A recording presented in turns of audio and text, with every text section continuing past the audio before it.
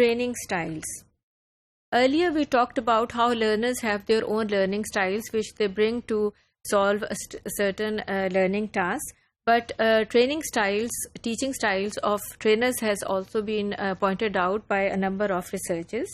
Training styles vary a lot, but the important thing is that they have to be modified according to the learning styles of our learners.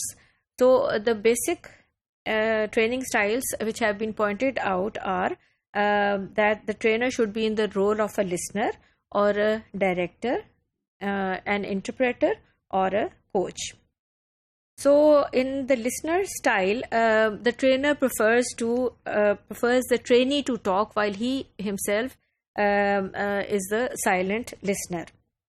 And he wants the trainee to be self-directed and autonomous. So he provides a certain degree of autonomy to the learners in the choice of materials and of activities. Then he always appears relaxed and unhurried. So this is one style of which some trainers adopt or which comes naturally to them. Then the second training style is of the director. Director always takes charge. He's always at the lead of things. He gives directions, very accurate directions and instructions to the class as soon as he enters the class. He appears very self-confident and he talks most of the time. He is very well organized. So you will not find that he is ill-prepared or late in class or anything. He's got everything very well planned in his mind. He always gives instructions to his students and tells them what to do. And he is the final judge of everything. So he's got a very upfront sort of an attitude while he is teaching. The next training style is that of the interpreter. The interpreter separates himself from learners and observers. And he uses theory as a foundation. In his teaching, he relies more on theory than on practice. He presents well-constructed interpretations of his lessons.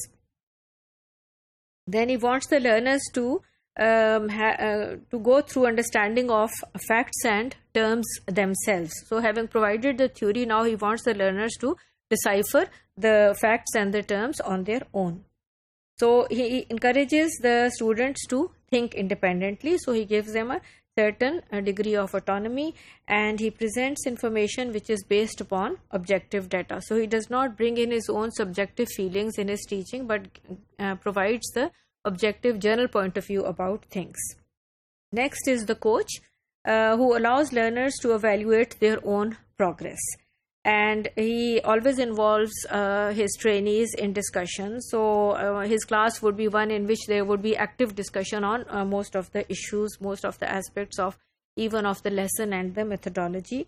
He draws on the strengths of the group. So he is a team player. And he uses trainees as his resource. So he would involve them in the training as much as he is involved himself. The coach is also a facilitator to make the experience of learning more comfortable. And he is always clearly in charge. And he uses activities, projects and problems which are based upon real life. Then the consultant, he is an expert of the field. Perhaps, and sometimes he is brought in by institutions and by universities and other educational or even companies to give advice and to analyze and carry out assessment of the courses, whether the objectives are ultimately met or not. The thing is that all of these different types of training styles are not mutually exclusive. Teachers can combine them together. There are various other roles which the trainer can take on, for example, of a friend or of a role model, of a leader, even of, you can say, of a learner himself.